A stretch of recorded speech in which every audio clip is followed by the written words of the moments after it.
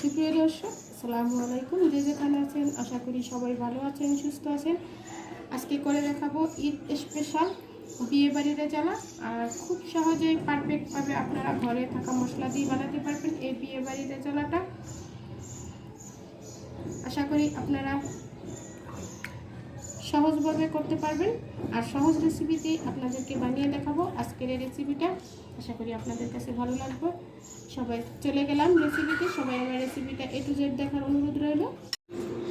বিফটা রান্না করার জন্য এখানে আমি হাঁড়ি দিয়েছি, হাঁড়িতে দিয়ে দিলাম তেল। এখানে আপনার বিফটা করার জন্য, বিফ রেজালাটা করার জন্য একটু তেলের পরিমাণটা বেশি লাগে। এখানে আমি 1 কাপ তেল দিয়েছি। এখন এখানে আমি কিছু গোটা গরম মশলা দিয়ে দেব। 2টা তেজপাতা মাঝখান থেকে ছিঁড়ে নিয়েছি, 3 টুকরা দারচিনি, 4-5টা লং, কয়েকটা কালো গোলমরিচ আর 5টা সাদা এলাচ একটু থেতো করে নিয়েছি।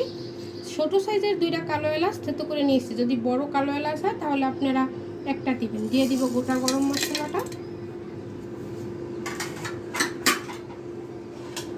গোটা গরম মশলাটা দেওয়ার পরে গরম মশলাটা একটু যখন হালকা একটা স্মেল চলে আসবে তখন দিয়ে দিব আমি পেঁয়াজ কুচি।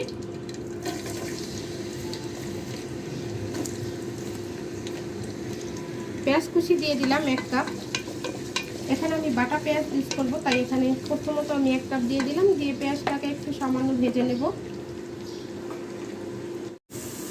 পেঁয়াজটা হালকা ভেজে নিয়েছি। এখন এখানে দিয়ে দিচ্ছি 1/4 কাপ পেঁয়াজ বাটা।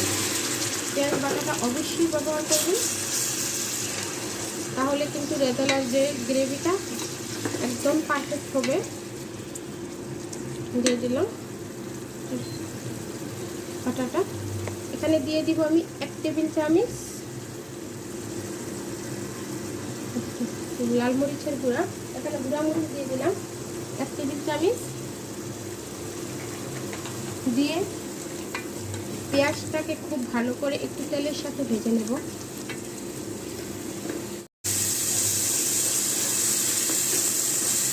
এখন দিয়ে দিব আমি 3 টেবিল চামচ একদম ভর্তি করে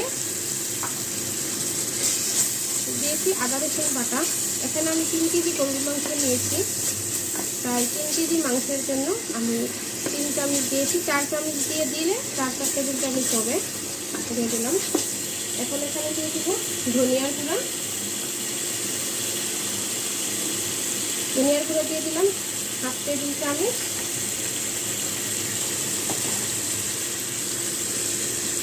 লবণ দিয়ে দিব ভর্তি করে 1 টেবিল চামচ। দিয়ে এই মশলাটাকে একটু ভালো করে ভেজে নেব।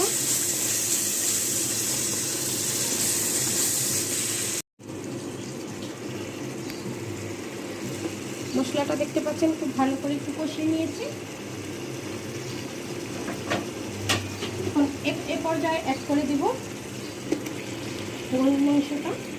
আপনারা চাইলে এখানে খাসি দিয়েও করতে পারেন। আজকে আমি বিফ রেজালাটাই করব। আমি যেভাবে করতেছি এভাবে করলে আপনারা বিয়েবাড়ির স্বাদ পাবেন। আমি এখানে হাড়, চর্বি, মাংস সব একসাথে নিয়েছি। আর টুকরোগুলো দেখুন এইভাবে করে কেটে নিয়েছি। রেগুলার সাইজের যে টুকরোটা সেভাবেই কেটে নিয়েছি আমি।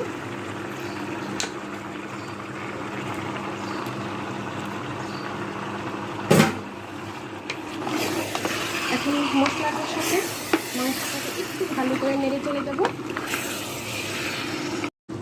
এখানে আমি দিয়েছিলাম অফ ক্যামেরায়, ক্যামেরা চালু করতে ভুলে গেছিলাম, দিয়েছিলাম 2 টুকরা জয়িত্রী ফুল আর একটা জায়ফল বাটা শিলপাটায় বেটে ওটা দিয়ে দিয়েছি আমি। দিয়ে দিয়েছি 1 টেবিল চামচ টমেটো সস। এখন আমি আরও দিয়ে দেব। এখানে টোটালি আমি 3 টেবিল চামচ টমেটো সস দিয়ে দিলাম। অবশ্যই টমেটো সসটা ব্যবহার করবেন। আর জয়িত্রী জায়ফলটা আমি শিলপাটায় বেটে নিয়েছি, আপনারা চাইলে এটা গুঁড়ো করেও দিতে পারেন। আমার মতে বাটা মশলাটাই বেশ ভালো লাগে, আমি তাই বাটা মশলাটাই ব্যবহার করলাম।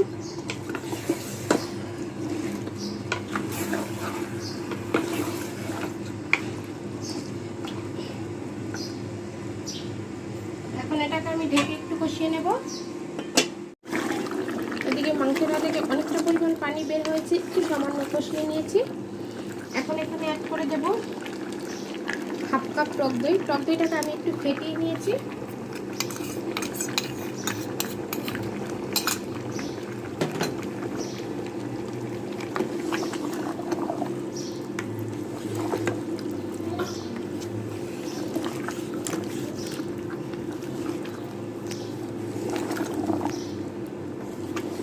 আবার একটু ঢাকা দিয়ে রেখে দেব।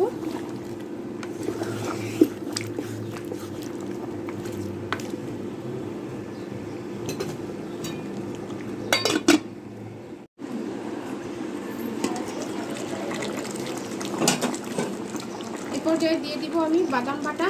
এখানে কাঠবাদাম বেটে নিয়েছি আমি 15টার মতো কাঠবাদাম বেটে নিয়েছি। ওই কাঠবাদাম বাটাটা দিয়ে দিব। আপনারা চাইলে কাজু বাদাম বাটাও দিতে পারেন বা চীনা বাদাম বাটাও দিতে পারেন, তবে বাদাম বাটাটা দেবেন।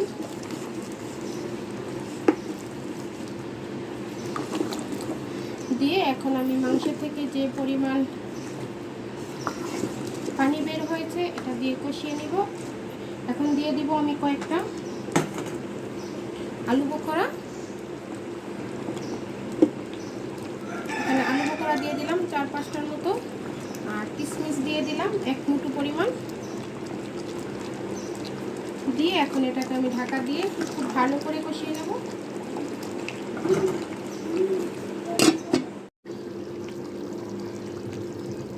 মাংস থেকে অনেকটা পরিমাণ পানি বের হয়েছে, আর এই পানিটা দিয়ে মাংসটাকে প্রায় আমি আধা সিদ্ধ করে কষিয়ে নিয়েছি, দেখতে পাচ্ছেন।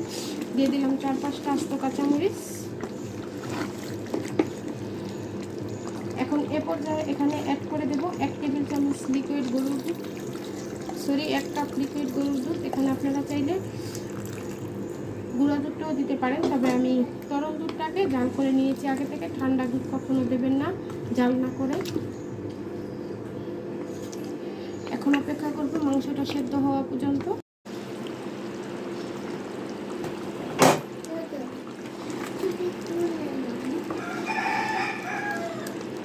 আমি চুলাটা মিডিয়ামে রেখে রান্না করেছি।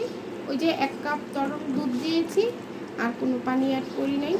মাংস থেকে যতটা পরিমাণ পানি বের হয়েছে তা দিয়েই কিন্তু মাংসটা সেদ্ধ হয়ে যাবে। এখন এখানে দিয়ে দিব আমি 1 চা চামচ কেওড়ার জল।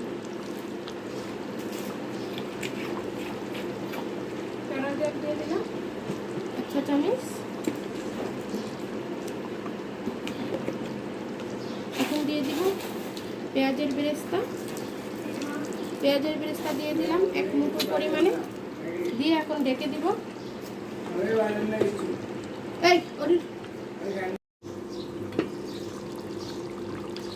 রান্নাটা এখন শেষ হয়ে গেছে, দেখতে পাচ্ছেন। আর গ্রেভিটাও বেশটা ঘন হয়ে গেছে। যদি এর থেকে বেশি শুকাতে চান তাহলে কিন্তু এটা ঠান্ডা হলে আরও অনেকটাই ঘন হয়ে যাবে। আমি আপনাদেরকে একটু গ্রেভিটা দেখিয়ে দিচ্ছি। এই যে দেখতেই বুঝতে পারছেন কতটা পরিমাণ ঘন। খুব সহজভাবে দেখিয়ে দিলাম শাহী বিফ রেজালা। এভাবেই করা হয় বিয়েবাড়ির বিফ রেজালাটা। এখন নামানোর আগে দিয়ে দিব 2 টেবিল চামচ ঘি। যদি নামানোর আগে ঘিটা দেন তাহলে ঘিয়ের একটা স্ট্রং ফ্লেভার পাবেন। এখন এটাকে চুলা থেকে নামিয়ে আপনাদেরকে পরিবেশন করে দেখাবো। এই যে দেখুন আমি একটা বাটিতে পরিবেশন করে নিয়েছি। কতটা লোভনীয় হয়েছে দেখিয়ে বুঝতে পারছেন। খুব সহজভাবে পারফেক্ট রেসিপিতে বানিয়ে দেখালাম। আশা করি আজকের রেসিপিটা আপনাদের কাছে ভালো লাগবে। যদি ভালো লেগে থাকে তাহলে লাইক কমেন্ট এবং বেশি বেশি করে শেয়ার করবেন। আর যারা আমার চ্যানেলে নতুন এখনও সাবস্ক্রাইব করেননি তারা অবশ্যই আমার চ্যানেলটা সাবস্ক্রাইব করবেন। সবাই ভালো থাকবেন, সুস্থ থাকবেন। আল্লাহ হাফেজ।